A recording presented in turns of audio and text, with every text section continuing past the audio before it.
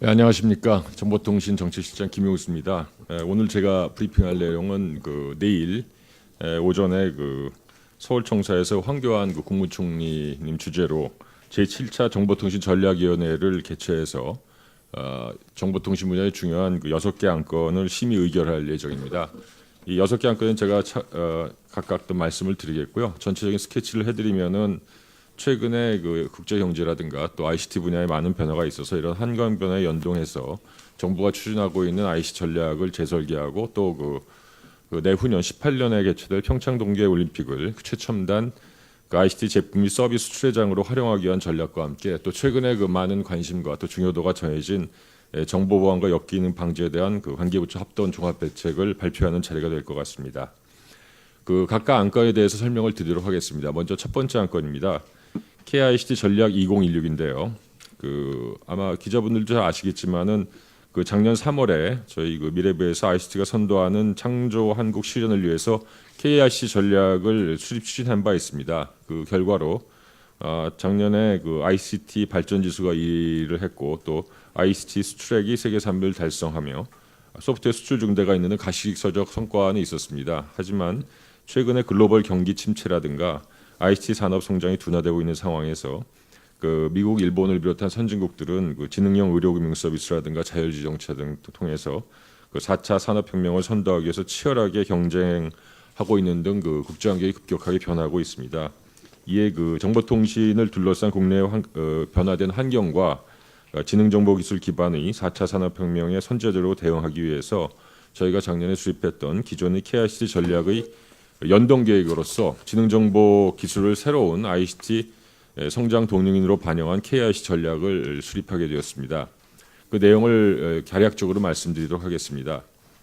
첫 번째로 지능정보 산업을 KICT 전략 산업에 추가해서 10대 전략 산업으로 개편하고 지능정보 산업과 기존 9대 전략 산업 간의 연계를 통한 성장 체계를 마련하였습니다. 지능정보 산업은 넓게 본다면은 IoT, 클라우드, 빅데이터를 포함하는 개념이면서 또 신성장 산업 육성의 핵심 분야입니다. 정부는 지능정보 산업을 4차 산업혁명의 범용 기술로 발전시키고 이를 기반으로 10대 전략 산업의 생산성도 크게 향상시킬 계획입니다. 아울러 전 산업의 성장 동력인 소프트웨어 산업과 정보보호 산업을 KICT 전략 산업의 인프라로 육성하고 디지털 콘텐츠라든가 스마트 디바이스 5G 등 서비스 기기 분야도 지능정보와 연계해서 활성화시킬 방침입니다. 두 번째로 각 전략 산업별 지능력 제품 및 서비스 개발 계획을 구체화하였습니다.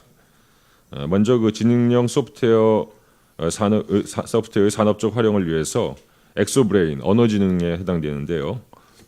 엑소브레인과 딥뷰, 또 시각지능에 해당되는 이러한 소프트웨어들을 R&D 성과를 18년도에 조기 산업화하고 2020년까지 초소형, 초전력 지능형 반도체 핵심 기술을 개발해서 글로벌 수준의 지능형 소프트웨어 및 반도체 기술을 확보할 예정입니다. 또한 지능 정보 서비스의 체계적 육성을 위해서 1919년까지 머신러닝 기반 사이버 테러 대응 기술 개발을 완료하고 2021년까지는 차세대 지능형 의료 정보 시스템 구축 등도 수차적으로 추진할 계획입니다. 주요 내용의 세 번째입니다. 세 번째는 글로벌 경기 침체와 ICT 성장 둔화에 대응하기 위해서 민간의 투자 심리 회복 전략을 마련한 바 있습니다. 금년 중에 IoT 융복감 실증 장치를 추가 조성하고 VR, 테마파크 조성 등 디지털 콘텐츠 분야 5대 선도 프로젝트 추진, 또 정보보호 투자 기업에 대한 조세 감면 연장 추진 등을 통해서 민간 기업의 투자를 유도하도록 하겠습니다. 또한 글로벌 소프트웨어 전문 기업을 육성하기 위해서 맞춤형 R&D 지원과 소프트웨어 융합 클러스터 등을 통한 지역별 산업 전략과 소프트웨어 융합 확산도 확대 추진될 예정입니다.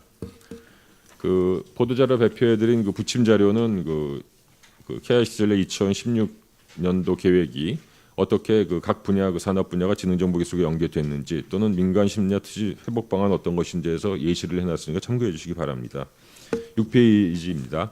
두 번째 안건은 KICT 평창 올림픽 시연 전략입니다. 이번 전략은 작년 역시 5월에 수립된 평창 동계올림픽 ICT 추진 계획을 역시 변화된 환경과 추진 성과를 반영해서 수정 보완한 계획입니다.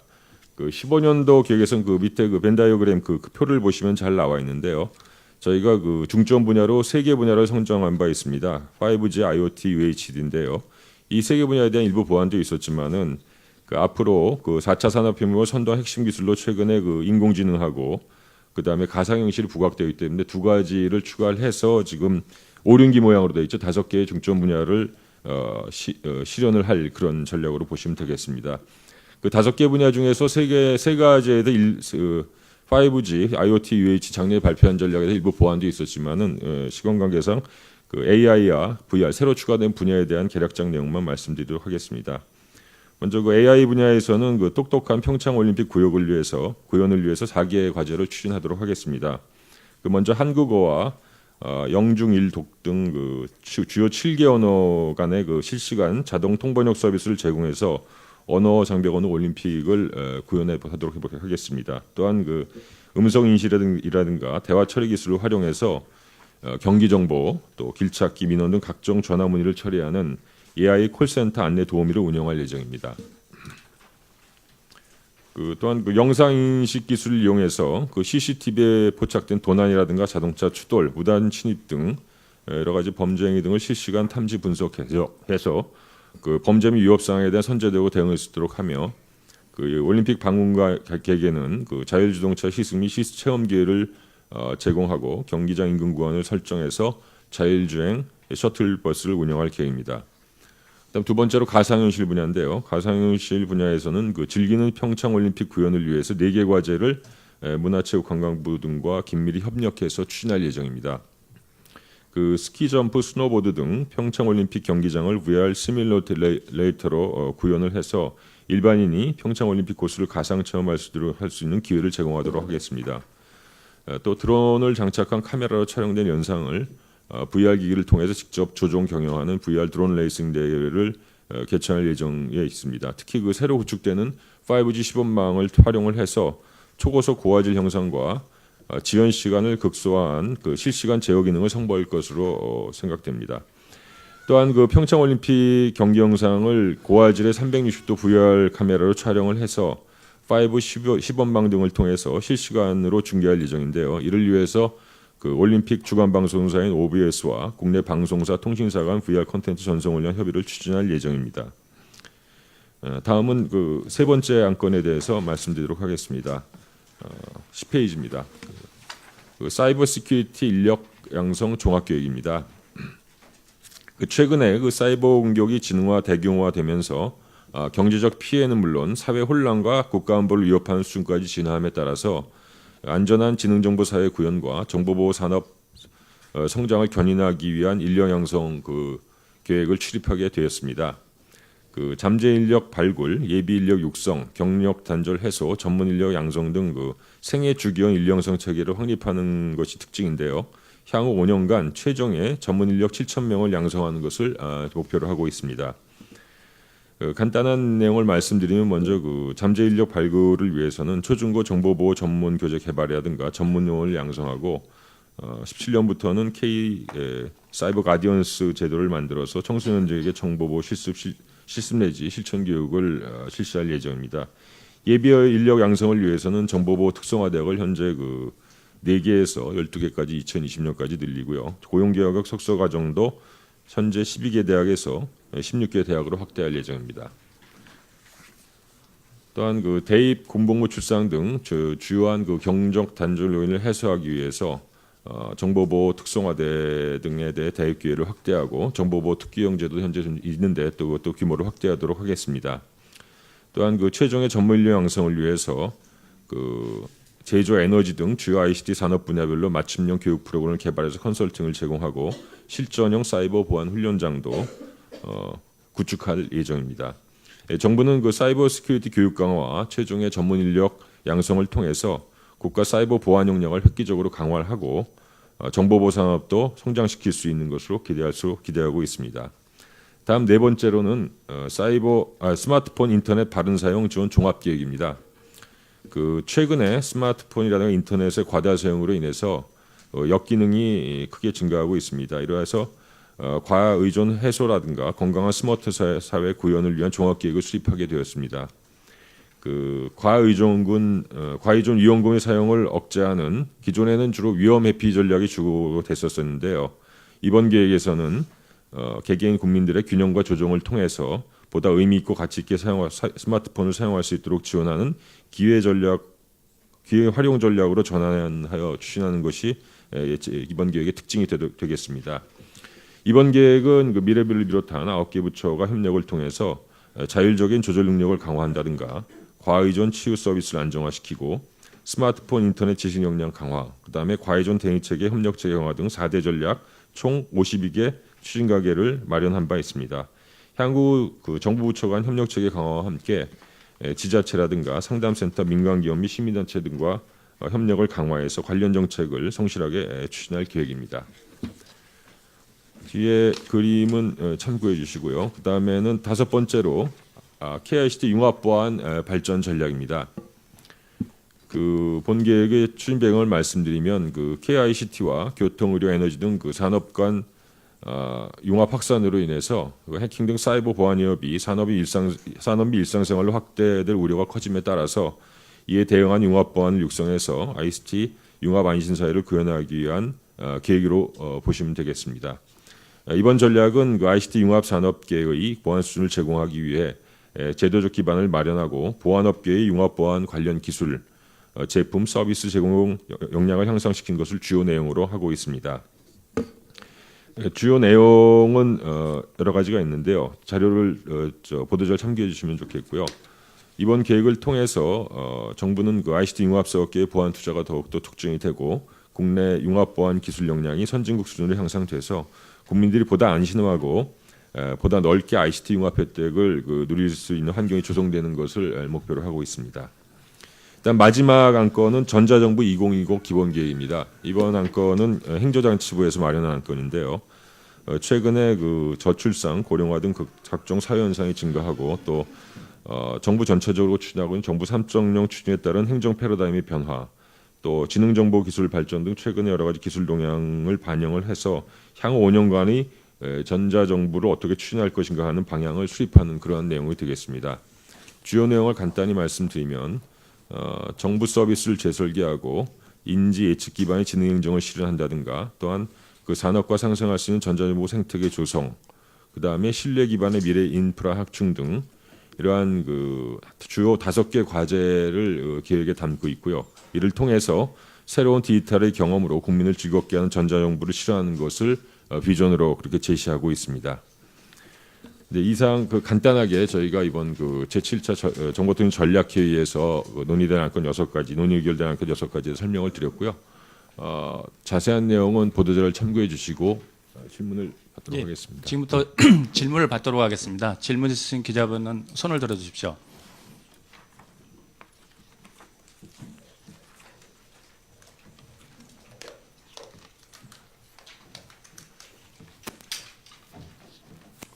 질문 없으십니까? 예. 네, 저 뉴스팀의 심지혜 기자인데요. 이게 좀 협소한 질문일 수는 있긴 한데 UHD를 이제 평창 올림픽에서 보여주는데 이게 지금 지상파에서 직접 수신하는 방향으로만 가고 있는 걸로 알고 있는데 유료 방송을 통하지 않고 하는 방향으로 가시는 건지 아니면 나중에 이걸 직접 수신 다 유료 방송까지 볼 수 있는 방향으로 같이 추진을 하실 건지. 당연히 유료 방송까지 다 같이 볼 수 있는 방향으로 추진하고 있습니다. 잘 아시다시피 저희 유료 방송 보험이 90%가 넘은 나라에 있고 지금 UHD 채널을 이미 하고 있지 않습니까? 그래서 그것을 UHD로 촬영을 해서 지상파로도 직접 수신할 수 있고 가정에서 또 방송을 통해서 유료 방송을 통해서도 수신할 수 있도록 그렇게 모든 국민이 다 UHD 즐길 수 있는 그런 방향으로 추진하고 있습니다. 네.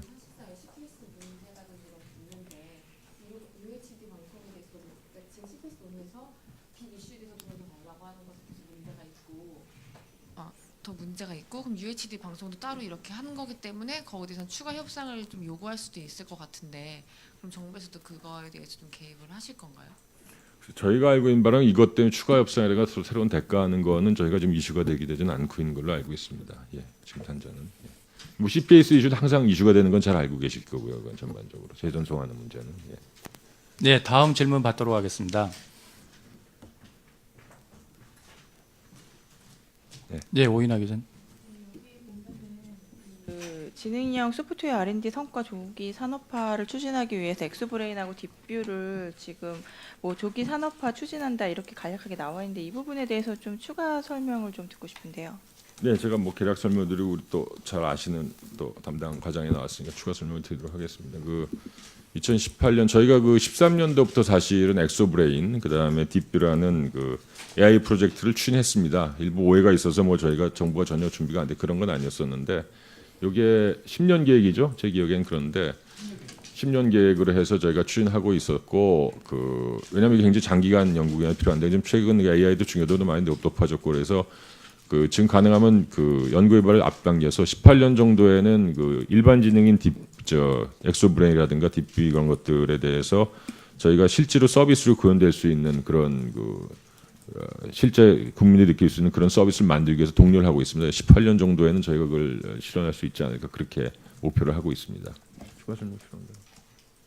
또 추가적인 네, 그러면 저희가 그 지능정보 연구소 이런 걸 지금 하고 있잖아요. 그런 것하고도 같이 연결이 되나요? 지금 연결은 됩니다. 그러니까 지금 엑소브라인이든가 딥뷰 이런 프로젝트는 현재는 과제는 그 전자통신연구소 에트리에 잘 아시죠? 거기서 지금 2014년부터 추진을 하고 있는데요. 이게 이제 지능정보기술연 지금 진행되는 거 알고 계실 겁니다. 아마 조만간에 이제 출범이 될 텐데 양쪽이 다 연계가 될 겁니다. 이 성과를 서로 공유할 수 있게 돼 있고 그래서 같이 협업을 해서 하는 것을 목표로 하고 있습니다. 보다 구체적인 내용 이제 연구소가 출범이 되면 상호간에 연계가 될 그리고 구체적인 계획을 마련해서 진행해 나갈 예정입니다. 예, 다음 질문 받도록 하겠습니다. 추가 질문 없으십니까? 예. 네, 지디네 코리아 백풍삼 기자입니다. 그 평창 동계 올림픽 때 이제 AI랑 VR이 추가가 됐는데요. 지금 그 중에 뭐 영상 인식 기술 이용해서 CCTV에 뭐 포착된 도난 뭐 이런 뭐 범죄나 위험 상황 등에서 선제적으로 대응한다고 하셨는데 그럼 기존의 어떤 이런 올림픽 같은 행사에서 이런 뭐 범죄나 위험 상황 등이 실제로 좀 발생이 돼서 선제적으로 대응할 필요가 있다라는 어떤 이런 필요성에 의해서 이런 대책들이 마련된 건지 궁금하고요. 그리고 가상현실 부분은 지금 이게 2018년 때 이런 시뮬레이션 게임이나 체험 등을 제공하신다라고 했는데 이때쯤 되면은 충분히 국민들이 일반인들이 VR을 체험하기에는 이 정도는 좀 뭐 새롭다, 신기하다라고 느낄 만큼 느낄 수 있을까라는 좀 의문이 들거든요. 그때는 많은 사람들이 뭐 VR 뭐 체험방도 생긴다고 하고 그래서 좀 더 새로운 어떤 기술이나 체험이 가능한 부분이 있는지 궁금합니다. 예, 먼저 지능형 CCTV 먼저 질문을 주셨는데요.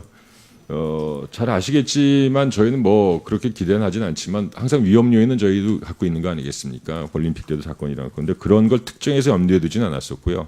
일반적으로 저희가 올림픽과 많은 사람들이 오게 되면은 당연히 그 안전한 그 올림픽을 관람할 수 있는 환경을 제공해야겠다는 그 안전한 그런 일단 일반적인 인식에서 저희가 이걸 했고 또 한 가지는 최근에 그 인공지능 기술이 가장 활발하게 진행이 되고 또 성과를 보일 수 있는 부분이 지능형 CCTV 분야입니다. 효용성도 굉장히 높고 그래서 저희가 AI 기술을 구현하는 방식으로 이 아이템을 채택을 했습니다. 상당 부분 일단 아직 완성된 기술은 아니고요.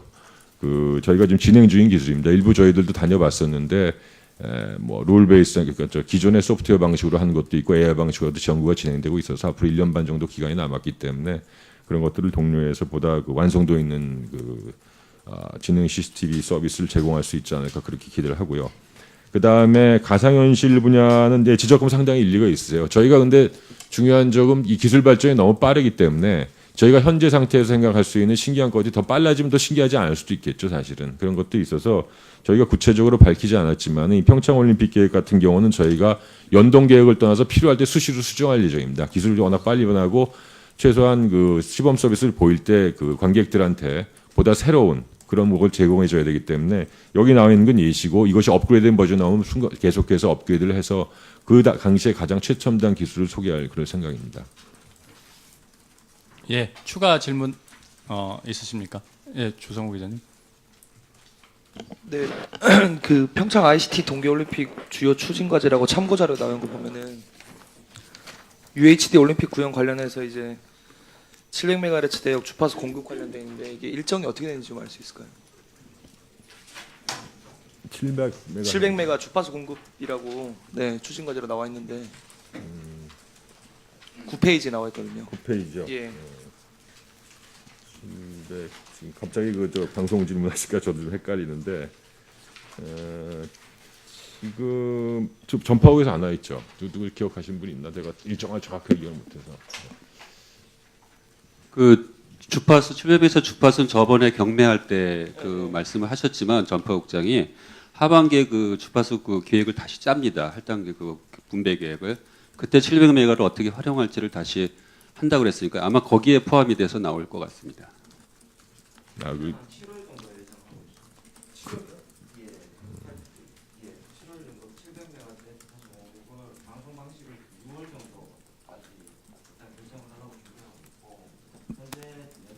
한 7월 정도로 700메가 주파수 공급을 추진할 계획으로 있습니다.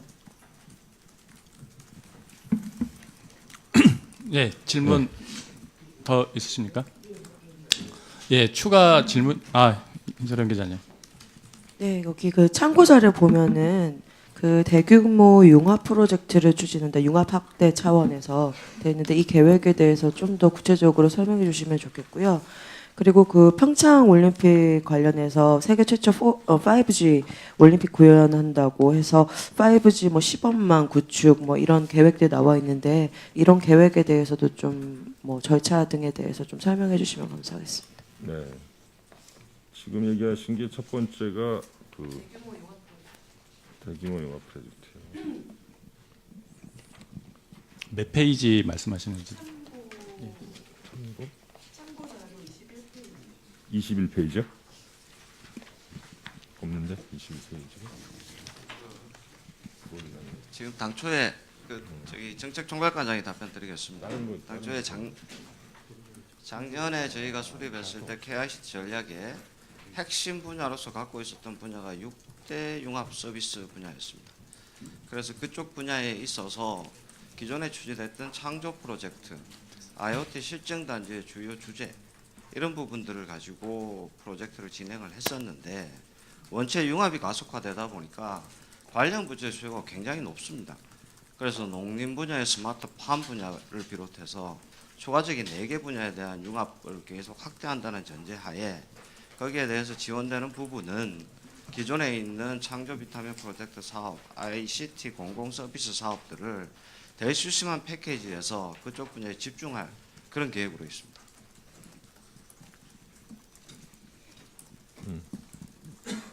그 5G 부분 말씀하셨었죠. 이 5G에서 그 작년에 사실 5월달에 세운 계획에서도 이미 확정되어 있는 부분인데요. 이제 5G 시범망을 그다음에 공항이라든지 서울 광화문 지역 또는 평창 지역에 시범망을 구축을 하고 여기서 이제 시범망을 통해서 활용할 수 있는 이런 그 시범 단말들을 그때까지 개발을 해서 이걸 그 보급을 할 예정입니다. 시범적으로. 그리고 여기서 이제 그 이 단말을 통해서 활용할 수 있는 서비스들도 홀로그램이라든지 그다음에 이 다시점 영상이라든지 이런 서비스들도 그때까지 개발을 해서 시범 단말을 통해서 이걸 활용해 볼 수 있도록 제공을 할 계획입니다. 그 이제 크게 이제 보시면은 이제 망을 구축하는 것과 그다음에 단말 개발하는 것들 이렇게 크게 나눌 수가 있는데요. 망을 구축하는 거는 기본적으로 지금 이제 그 올림픽 지역 같은 경우에는 누구나 이걸 할 수 있는 건 아니고 이 스폰서 계약을 체결한 기업들만 사실 할 수 있습니다. 그래서 주로 메인은 이제 KT가 구축을 하게 될 거고요. 단말 같은 경우에도 지금 메인 사업, 스폰서 사업자로 이 삼성전자가 들어와 있기 때문에 이 두 개 기업 중심으로 아마 하게 될 텐데 여기에 어떤 필요하다면 다른 기업들과 같이 협력으로 참여하는 방안도 고민을 하고 있습니다. 예, 추가 질문이 없으시면 공식 브리핑은 이것으로 마치도록 하겠습니다. 네, 감사합니다. 네, 감사합니다. 근데 왜 나는